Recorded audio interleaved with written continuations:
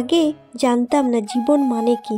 এখন মনে হয় জীবন মানে যুদ্ধ, কখনো মনের সাথে, কখনো শয়তানের সাথে, আবার কখনো ক্লান্ত মস্তিষ্ক কিংবা শরীরের সাথে, আবার কখনো চেনা অচেনা মানুষের সাথে।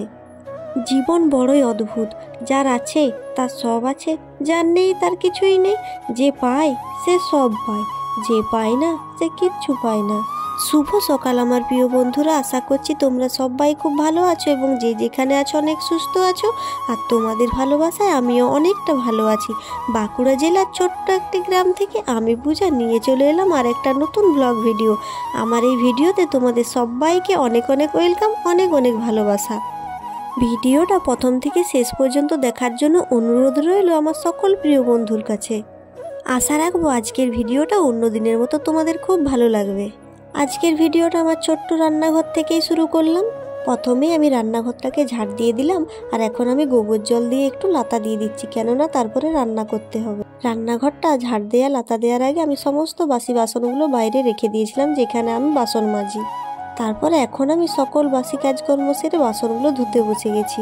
এগুলো আমাদের রাতের খাবারের বাসন, যেগুলো রাত্রে ধুই না, সকালে প্রতিদিন ধুই।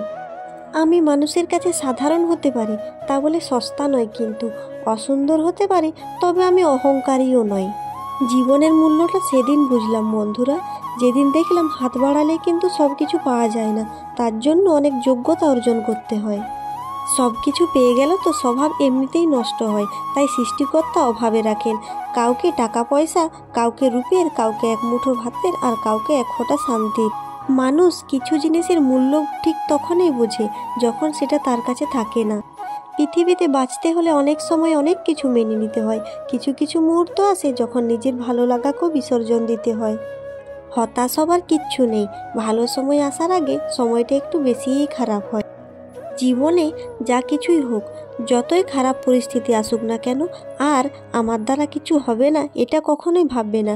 মনে রাখবে, পচা পাক থেকেও কিন্তু পদ্মফুল প্রস্ফুটিত হয়। শ্বশুর শাশুড়ি কেউ বাড়িতে নেই, তাই সব কাজ আমাকেই করতে হচ্ছে। এদিকে বরবাবুও নিজের দোকানের কাজে ব্যস্ত থাকায় বেচারা চাইলেও আমাকে সাহায্য করতে পারে না। দিন যত যাচ্ছে দায়িত্ব ততই বাড়ছে। আমার জীবনের প্রতিটা পা সাবধানে ফেলি, কেননা বহু মানুষ অপেক্ষা করে আছে শুধু আমার একটা ভুল ধরার জন্য। সেই সমস্ত মানুষ হয়তো জানে না আমি যেমন স্টাইল দেখাতে পারি, তেমনি কিন্তু বাড়ির সব কাজও করতে পারি। এখন আমার বাসন ধোয়া হয়ে গেছে, তারপর আমি আলু ভাজবো বলে আলু কেটে নিচ্ছি, আর ওইদিকে দেখো আমার চা হচ্ছে উনুনেতে। আমি বোকাও নয়, কিন্তু চুপচাপ আছি বলে ভেবো না আমি কিচ্ছু জানি না, বরং আমি সব কিছু জানি। শুধু চুপ থেকে মানুষের অভিনয়গুলো দেখি। মানুষের রূপ দিয়ে পরিচয় বিচার হয় না, বরং পরিচয় বিচার হয় তার কর্মদক্ষতা দিয়ে। জীবনে অনেক কষ্টের দিন, অনেক খারাপ সময় পার করে আজ এই জায়গায় এসেছি। আগে আমার কিচ্ছু ছিল না বন্ধুরা, ছিল আমার স্বামী আর ছিল ছোট্ট একটা মাটির বাড়ি। সেখান থেকেই শুরু করলাম আমার জীবন। আমাদের মানুষের জীবনে সব থেকে প্রয়োজনীয় জিনিস হলো টাকা, যেটা কিন্তু আমার কাছে কখনো ছিল না। তবে নিজের কষ্টের ফল আজ আমি পেয়েছি। পরিশ্রম করে আমি এখন অনেকটাই ভালো আছি। আগের থেকে এখন আমি অনেক ভালো আছি, নিজের মতো করে জীবনযাপন করতে পারছি। সকালের সমস্ত কাজ 7টার মধ্যে সেরে নিলাম, তারপরে কিন্তু আমি টিউশন পড়াতে বসে গিয়েছিলাম। টিউশন ছেড়ে দিয়ে একজন কাস্টমার এসেছিলো, একটা ব্লাউজ বিক্রি করলাম এবং তার ব্লাউজটা সেলাই করে দিলাম। তারপরে দেখো, তোমাদের সাথে বকতে বকতে আমার কিন্তু দুপুরে রান্নাও হয়ে গেল। আজকে রান্না হচ্ছে ফুলকপি ডিম দিয়ে ঝোল, চাটনি আর শাক ভাজা। এখন ঘড়িতে বাজে দুপুর 1টা। দুপুরে রান্না করে খাওয়া দাওয়ার পরে অনেকটা সময় পেয়েছিলাম, ভাবলাম আজকে এই তুলসী মঞ্চটা একটু মাটি দিয়ে লেপে দিই। অনেক দিন থেকেই ভাবছিলাম, কিন্তু সময়ের অভাবে করতে পারিনি। আজকে মেয়েও ঘুমিয়ে পড়েছে আর একটু সময় পেয়েছিলাম, তাই আমি আজকে তুলসী মঞ্চটা একটু মাটি দিয়ে লেপে দিচ্ছি, তাহলে দেখতে অনেকটাই ভালো লাগবে। আগে জানো তো এটা মাটি দিয়ে লেপা ছিল, কিন্তু বৃষ্টির কারণে নষ্ট হয়ে গেছে। এখন আমি আরও লেপে দিচ্ছি যাতে একটু সুন্দর দেখতে লাগে।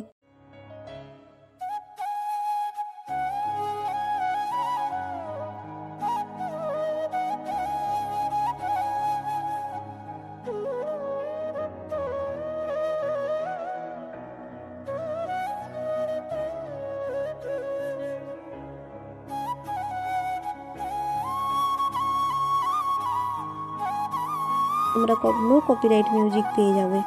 যেগুলোতে ফ্রি কপিরাইট মিউজিক লেখা থাকবে সেটা কিন্তু কপিরাইট চলে আসে।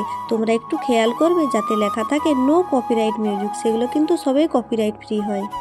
তুলসী মঞ্চটা মাটি দিয়ে লেপার পর আমি কিছু শর্ট ভিডিও বানিয়ে নিয়েছিলাম। তারপরে এখন আমি টিউশন পড়াতে বসে গিয়েছিলাম, আর এখন ঘড়িতে বাজে বিকেল 5টা। দ্বিতীয় কমেন্টটা হলো তুহিন মণ্ডল দাদাভাই বলেছে, বাঁকুড়ার কোথায় বাড়ি?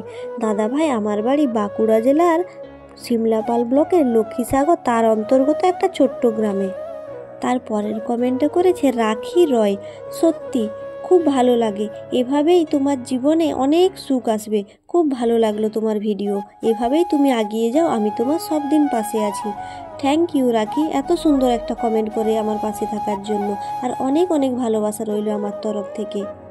সত্যি বলছি, তোমাদের কমেন্ট পড়তে আমার খুব ভালো লাগে। আমার সকল বন্ধুকে বলবো যার মনে যা আছে আমাকে অবশ্যই তোমরা কমেন্ট করো, আমার অনেক ভালো লাগবে।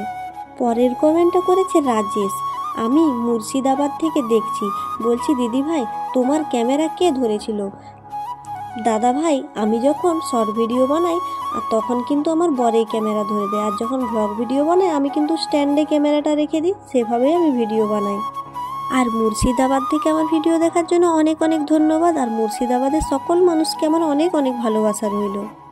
পরের কমেন্টটা করেছে মানসী রয়, দিদি ভাই আমি কলকাতা বারাসাত থেকে মানসী রায়, তোমার ভিডিও আমার খুব ভালো লাগে, তুমি এগিয়ে যাও, পাশে আছি। আর সোনামাকে অনেক অনেক ভালোবাসা, আমার মেয়েকে অনেক অনেক ভালোবাসা দেওয়ার জন্য তোমাকে অনেক অনেক থ্যাংক ইউ, আর আমার তরফ থেকে অনেক অনেক ভালোবাসা দিদি ভাই, এভাবেই তোমরা সবাই আমার পাশে থেকো। টিউশন ছুটে দিয়ে দিলাম সন্ধ্যে 6টার সময়, তারপরে সামনের কল থেকে জল নিয়ে চলে এলাম এক বালতি সন্ধে দেখাবো বলে, আর এখন আমি দেখো সন্ধে বাতি দিয়ে দিচ্ছি। প্রতিদিন আমি এই সন্ধ্যা দেখাই। তারপরে আমাদের ঘরেতে কার্তিক রয়েছে, কার্তিককে প্রতিদিন সকালে দুপুরে আর বিকেলে খাবার খাওয়াতে হয়। আমাদের মাটির বাড়ি, বাড়িটা খুবই ছোট্ট, আমাদের আলাদা কোনো ঠাকুর ঘর নেই বন্ধুরা। আমার যে রুমটা রয়েছে সেই রুমের এক সাইডেই আমি ঠাকুর দেবতাদের রেখেছি। ভালো সময়ের জন্য অনেক ধৈর্য ধরতে হয়, কারণ ভগবান পরীক্ষা ছাড়া কাউকে কিছু দেন না, সে দেখে কতটুকু পাওয়ার উপযুক্ত, সে সেভাবেই তাকে দান করে। বেশি চাইলেও বেশি পাবে না, কারণ ভগবান যার ভাগ্যে যতটুকু পাওয়ার সে দেবেই তার মধ্যে, কেউ বেশি পেতে পারে, কেউ বা কম পেতে পারে। সন্ধ্যা দেখানো আমার হয়ে গেছে, আর এখন আমি 3বার শঙ্খটা বাজিয়ে নিচ্ছি, এটা আমাদের নিয়ম।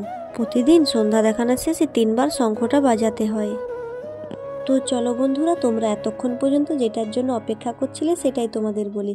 দেখো এটা হচ্ছে আমার গুগল অ্যাডসেন্স অ্যাকাউন্ট, আর এটা আমি কিভাবে পেলাম। আমার একটা ড্যান্সের শর্ট ভিডিও চ্যানেল রয়েছে, যেখানে আমি শর্ট ভিডিও ছাড়ি, ওটা আমার 2 নম্বর চ্যানেল। আগের একটা চ্যানেল রয়েছে সেটা তো আগেই হয়ে গেছে, এটা হলো 2 নম্বর চ্যানেলের অ্যাডসেন্স পিন। আমার আধার কার্ডের ঠিকানা অনুযায়ী আমার বাপের বাড়িতে এই অ্যাডসেন্স অ্যাকাউন্টটা এসেছিলো। তো বর হঠাৎ করে যখন মা বাবা ফোন করে বলল, ও চলে গেল সঙ্গে সঙ্গে। কেননা এটার জন্যই তো এতদিন ধরে অপেক্ষা করছিলাম, বর তাই আর ধৈর্য ধরতে পারলো না, যখনই মা বাবা ফোন করে বললো সেদিনেই কিন্তু সঙ্গে সঙ্গে চলে গেল। তো দেখো আসার সময় কত কিছু সবজি নিয়ে এসেছে, সেটাই তোমাদের সাথে শেয়ার করছি। এর মধ্যে আছে ঝিঙে, ফুলকপি, বাঁধাকপি, মূলা শাক, এই সমস্ত কিছু সবজি নিয়ে এসছে। এগুলো আমাদের বাপের বাড়িতে সব কিছু কিন্তু চাষের।